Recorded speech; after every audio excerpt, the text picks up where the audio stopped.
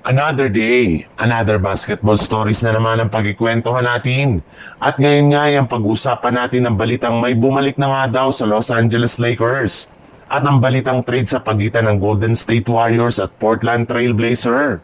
Ayon nga sa isang source sa loob ng Lakers, balak na nga daw talaga ni LeBron James na maglaro as soon as sa darating na November sa magiging laro nila laban sa Charlotte Hornets. Well, hindi na rin naman nga pwedeng patagalin pa ni LeBron ang kanyang pagpapahinga at pagre-recover. Mismong sa LeBron James na rin naman nga nagsabi na gustong-gusto na nga daw niya na maglaro at tulungan ng Lakers na makakuha ng panalo at once nga na makarecover siya sa kanyang injury, ay hindi nga siya magdadalawang isip na maglaro agad sa kanilang lineup.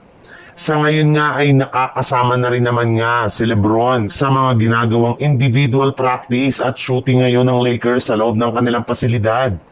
Unti-unti na rin naman nga nitong pinapakondisyon ng kanyang pangangatawan upang sa ganun ay mas maging ready na siya once na tuluyan na siyang makarecover mula sa kanyang injury. Sa ibang balita naman, mismong si Kendrick Perkins na nga nagsabi na kapag nagtuloy-tuloy pa nga ang pagkatalo ng Warriors ay mapipilitan na nga daw ng kanilang team na ituloy ang pakikipag-trade nila sa Portland Trail Blazer para makuha si Jeremy Grant gamit si Jonathan Kuminga na patuloy pa rin na nagiging inconsistent ang performance sa kanilang mga laro.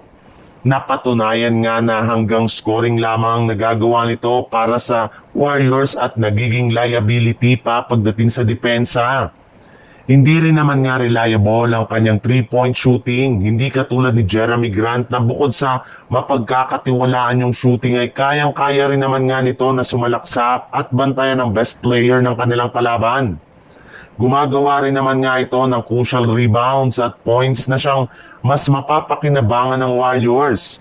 Kaya hindi na nga nakakagulat kung itutuloy na ni Pelinka ang pakikipag-trade sa Blazers as soon as sa kalagitnaan ng December. Inamin na rin naman nga noon ng Warriors na hindi pa rin nga nila sinasarado ang posibilidad na pagkuha kay Wiggins dahil kapag pumalpak nga ang umpisa ng kanilang kampanya ay tsaka na nga nila ito kukunin bago ang trade deadline.